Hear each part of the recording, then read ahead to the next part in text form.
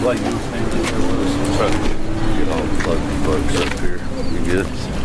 See ya.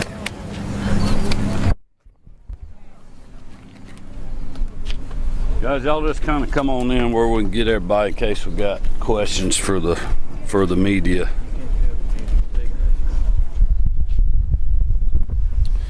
All right, well, good morning, everybody.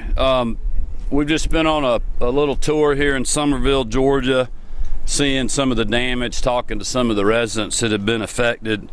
First of all, just want to thank really a great state local partnership. So many different agencies, nonprofits, a lot of the local folks that have been involved in this.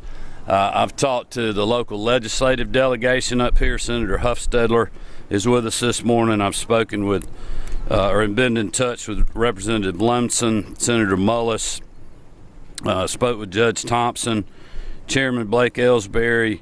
I think we have all the mayors with us, and certainly Mayor Harvey of Summerville, but the area mayors who are with us. We just appreciate the sheriff is here as well. I'm going to throw it to him next, and you'll be able to hear from the sheriff, but we certainly appreciate other area sheriffs, Dave Robertson from Rome and Floyd County, and other folks that have been pitching in to help us. I certainly want to thank the Georgia Emergency Management Agency, the Department of Natural Resources. They've had boats and chainsaw crews up here. Jima's been coordinating everything.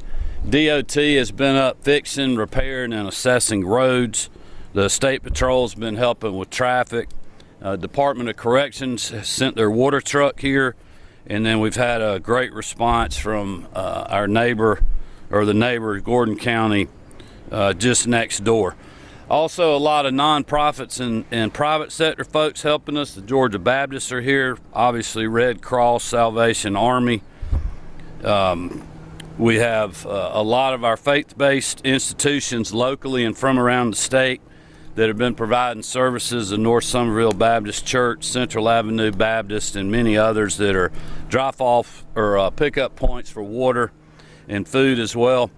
I'm going to let questions for water availability be answered by others because they probably know a little more, but I also just want to thank the Rural Water Authority. They're on the ground helping with that problem as well.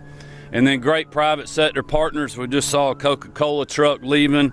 I know Walmart has sent tractor trailers of water. Anheuser-Busch has sent some of their canned disaster relief water products here as well. And so we've just had a great response. A couple of things I wanted to end with. Number one, I know this has been tough economically for this community and tough on their families. You know, kids are not in the classroom right now because we don't have water availability in the schools, and obviously parents are dealing with bigger issues right now from work, homes being flooded out. We saw some of that in neighborhoods. Many of the downtown businesses got devastating flooding and water damage that they're dealing with, and then you have larger companies and really large employers in the community like Mohawk Industries that have had to shut down, but they're also giving back while they're shutting down, sending water trucks and their employees out to help. So it's been a tough economic impact for this part of our state, and we're certainly keeping all these families and affected businesses and their kids in our thoughts and prayers. Lastly, I just want to have everyone across the state and certainly up here be weather alert as we go into this weekend. The state meteorologist is telling us that we are going to have more storms moving through Friday, Saturday, and potentially Sunday. So we want all Georgians to be aware of that. And with that, I'm going to throw it to the sheriff and let him give you more of a local update on what they've been doing here. Thank you, Governor. I'd like to say I appreciate the governor for being up here today. I appreciate you guys coming up. Any publicity we can get will help get the word out to other areas that of our needs, which is water, bottled water right now. As the governor said, we'll reserve those questions for the water situation to the city officials. I would echo what the governor said about our city, county, and state partnerships. It's been a tremendous burden lifted off of us to have those partnerships and those resources come in from the state of Georgia through their law enforcement, GEMA, Homeland Security. They've been here since day one, and kudos to them. We couldn't have done it and made it work as smoothly as it has for the residents of our county without their partnership, and we much appreciate that. We are seeing that most of the water has receded back into the creeks, into the rivers. We're still assessing damages. Georgia DOT is up here helping us assess damage with county roads, and hopefully we can get those evaluated and find out where we need to make repairs on those. So, but Governor, thank you again. I know you're always a phone call away, and you've been that way, and we appreciate that. So, thank you. All right, we'll open up for questions. Again, we got, the whole state team is here. We obviously have the sheriff, Mayor Harvey is here as well, and other local mayors. And I've spoken to the school superintendent just a few minutes ago, who's on the ground here with us. So any questions you guys got, we'll try to answer them. Governor, can you talk about the number of business owners, some here, who've been flooded out, and of course, they need to know, is there anything the state can do for them? So many homeowners, as you know, and business owners don't have flood insurance, maybe didn't think they needed it, or it was too expensive. Is there anything the state can do to help their businesses get back on? Well, I can assure you we're going to stay and do everything that we can under the authority that we have as a state. I'll let Director Stallings come up and talk to you more about potential FEMA requests and how the process is going to go. Once we get, our main concern is making sure we're keeping water for individuals that need it, and get meals to them so they can survive. And also get the water turned back on, and then we'll continue evaluations and the other processes that come with natural disasters. But Chris, do you want to address that a little bit? Thank you, Governor. We have been in contact with FEMA. We're requesting the Individual Assistance Program to come and do assessments. They should be on the ground probably either this evening or tomorrow.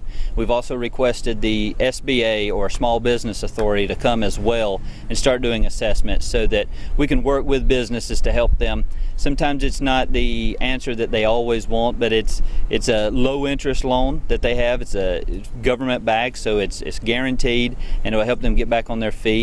And then as we go through the assessment process, through the damage assessments, if we see the need arises, we'll get FEMA in here as well for the public assistance side to see what recovery. But right now, as the governor mentioned, we're more focused on just making sure safety and water and resources are available for those that are currently misplaced or out of work. Can you update the water situation with the outages are? I know also heard that the tank was being cracked in Somerville. So what we can say is that we have the Georgia Rural Water Authority here, and they're assessing everything. With any flood, there's a cleanup. Sometimes you find problems that were there that you didn't know about, maybe things that are not a big problem until you see them. So to go into the details of if there's a crack or not, I wouldn't go that far into it. I would say that they're assessing everything. There was a lot of water at the water treatment plant, so there was a large buildup of silt, debris, so they're in the process of cleaning that out. We're working around the clock as fast as we can. Ultimately, there are other options other than just filling that one tank back up. So we're looking at all options to try to get the water back as fast as possible. But the goal is to have clean water that's sanitized, and when you turn that faucet on, you know it's safe to drink. So that process takes a little while through getting tests done. So I can't say that it's going to be an extended amount of time. It's still all to be determined. They're working though right now. If you were at the water treatment plant, you'd see them there actively working, doing everything they can to get it turned back on. Governor, in your tours today, what are some of the things that you saw today, and what were some of the conversations with the people who just live here in the area? Yeah, I think that's the one thing about a flooding. Since the water's receded somewhat, you can still see a lot of water around the area, a lot of water still moving through drainage ditches and other things, but I don't think it gives you the full effect of what people are dealing with inside their dwellings or inside their businesses. Those stories Marty and I have gotten, stopping and talking to people and hearing, their floors are having to be torn out. Their business had, 5, 6 of 12 inches of water in them, and tens of thousands, if not hundreds of thousands of dollars worth of damage. So that's the thing that we're still continuing to hear about. I think to me that's the most devastating thing, and that's more of a verbal communication than actually what you can see, because when you drive down Main Street it looks fairly normal, but if you can go inside a building that's been flooded, we know it's not. And our message to people is, look, we are tackling everything that we can with any resource that we have. We have every resource that we have available in state government. We have been here and we're not going anywhere. We're going to hang in there as long as everybody needs us, and we'll do what we can to help. Governor, you mentioned you spoke with the superintendent earlier. Can you talk more about the impact on children and their education as we move forward? Well, I'm certainly let the superintendent come on up here. Super, we'll let you address what the needs are at the school. I mean, obviously you can't hold class if you don't have water for a lot of different reasons. I know the folks that I've been talking to today more focused on making sure the kids that need it are getting meals, that their families have water. And I know, my desires, I'm sure like the superintendents, we want to get kids back in the classroom as quick as we can and bring normalcy. That helps the parents be able to go back to work, and a lot of issues that we dealt with during the pandemic. But those are going to be subject to us getting water availability, I would think. But I'll let the superintendent. I didn't hear the question. Can you just talk more about the impact on the students and their families and what we're looking at moving forward for them since they're not in school right now? Right. Well, one of the big things is Sunday night after all of the rain, some of our schools had water for a few minutes. But we decided that it would be difficult to let some families send some of their children to school and some have to stay at home. And so we made the decision just to call off school. Well, then in the meantime, we're down to only one of our schools in the county would have access to water to be able to flush, to be able to wash hands, cook, those kind of things. And so I am dependent upon these gentlemen behind us to tell us our next move right now. Our number one concern is making sure our kids have what they need, our families have what they need, whether it be water, food. I know we were handing out diapers yesterday to families, and so, that's the biggest concern. And that, this is a rural community. There are some communities that are harder hit than others, and just to make sure that we reach out to them and provide them what they need. And hopefully we'll be back in school maybe by the first of the week. I honestly don't know, so I'll just wait on them to advise us on that. I'm a business owner here in town. We had about 3 feet of water in our store and lost pretty much probably 75% of the store. Last night, with 1 hour of rain, we were under 3 inches of water again. We were able to wade through the parking lot in knee-deep water last night when it wasn't a major storm and clear out drains and watch the water just flow through. So I want to hear from the city, I guess, that what are we doing to just clear some drains so that 1 inch of water this weekend is not going to put us in the same exact boat again.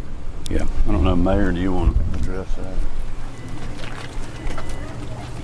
First, I'd like to thank the governor for coming in, for staff, and working with us on this. All the agencies that are here and have worked with us, we've gotten excellent support from everyone, and we do appreciate that.